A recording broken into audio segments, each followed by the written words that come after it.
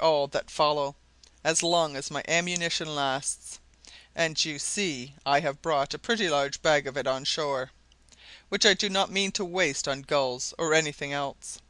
I mean to keep it entirely for your benefit, my worthy friend. So, after this warning, you will please yourself and take your own course. Now go down to the boat, row straight back to your ship, tell your crew whatever you choose as to our interview, and go where you please.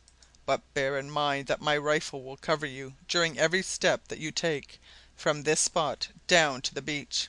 Aye, and after you have left the beach too, until you are safe on board. Remember also that the rifle is sighted for 1,000 yards, and that the barque is not much further off than that. Go!" The last word was uttered in such a tone that Redford instantly turned, and without even a word of reply, retraced his steps to the shore. Then he promptly embarked, and the men promptly shoved off while Rosco sat on the rocky eminence, quietly watching them. No words did Redford speak to his wandering men, except such as were needed to direct the boat. On gaining the vessel, he sprang up the side, ordered all sail to be set and the guns to be loaded. When the vessel had increased her distance a few hundred yards from the shore, he brought her broadside to bear on the land, and then, having carefully laid the guns, gave the word to fire.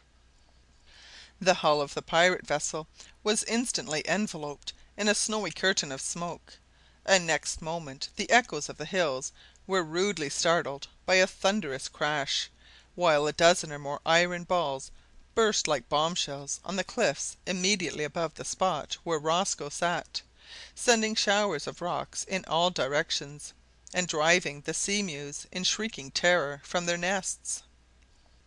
"A mere waste of ammunition," murmured Rosco, with a contemptuous curl of his lips, as he rose. "But the next may be better aimed, so I'll bid you good bye, Redford."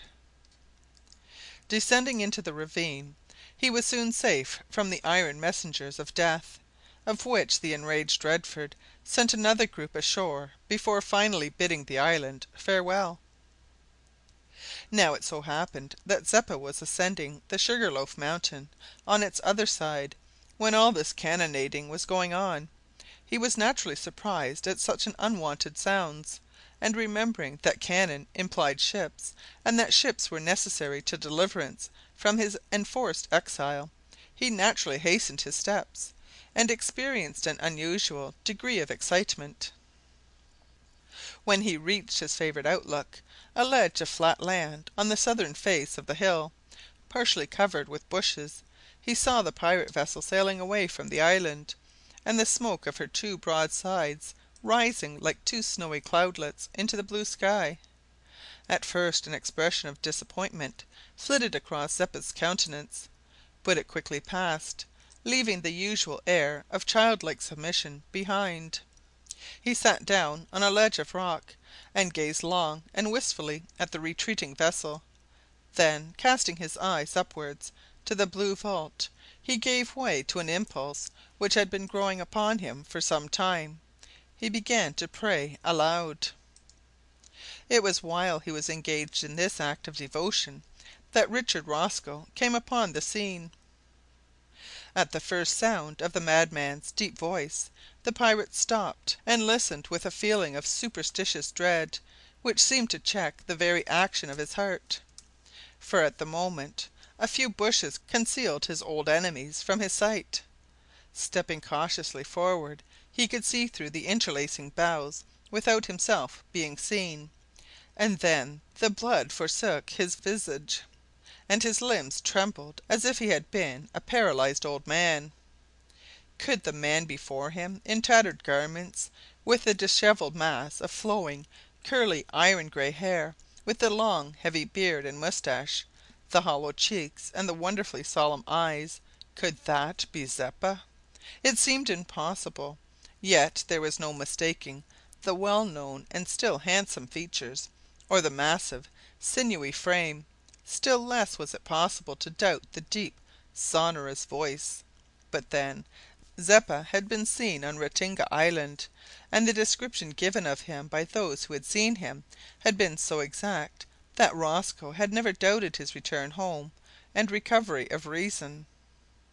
Whatever he thought or felt, however, the pirate's whole being was soon absorbed in the madman's prayer.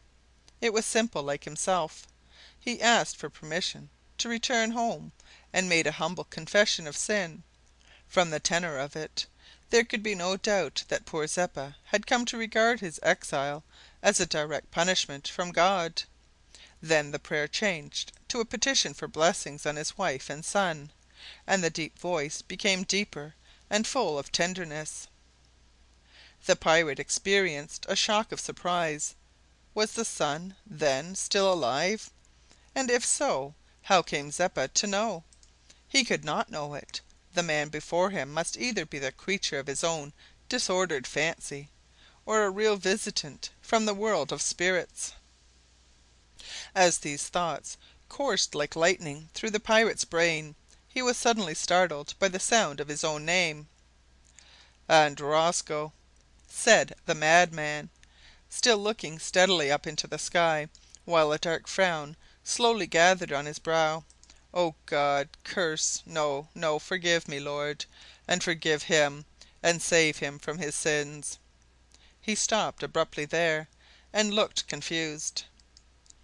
The mention of the pirate and his sins seemed to remind the poor father that his son had been murdered, and yet somehow he had fancied him alive, and had been praying for him. He could not understand it at all. The old look of mingled perplexity and patient submission was beginning again to steal over his face, and his hand was in the familiar act of passing over the troubled brow, when Zeppa's eyes alighted on Rosco's countenance. It would be difficult to say which, at that moment, most resembled a maniac. The sight of his enemy did more, perhaps, to restore Zeppa to a spurious kind of sanity than anything that had occurred since the fatal day of his bereavement, and called up an expression of fierce indignation to his countenance. All memory of his previous prayer vanished, and he glared for a moment at the pirate with intense fury. At the same time Rosco stood with blanched cheeks, intense horror in his eyes, his lower jaw dropped, and his whole frame, as it were, transfixed. The inaction of both was, however, but momentary. The madman sprang up, clutched the heavy staff he was wont to use in climbing the hills, and rushed impetuously, but without word or cry, at his foe. The pirate, brave though he undoubtedly was, lost all self-control, and fled in abject terror. Fortunately the first part of the descent from the spot was unobstructed, for, in the then condition of their feelings, both men would probably have flung themselves over any precipice that had lain in their way. A few moments, however, sufficed to restore enough of self-possession to the pirate to enable him to direct his course with some intelligence. He naturally followed the path by which he had ascended, and soon gained the beach, closely followed by Zeppa. In speed the two men were at the time well matched, for any advantage that Zeppa had in point of size and strength was counterbalanced by the youth and superstitious terror of Rosco. At first, indeed, the madman gained on his foe, but as the impetuosity of his first dash abated, the pirate's courage returned, and, warming to the race, he held his ground. Like hare and greyhound, they coursed along the level patch of ground that lay on that side of the island, until they came in sight of the swampy land, covered with low but dense wood, which bounded the lands of Raturans. Dismay overwhelmed the pirate at the first sight of it. Then hope rebounded into his soul, and he put on a spurt which carried him considerably ahead of his pursuer. He reached the edge of the swamp land, and dashed into its dark recesses.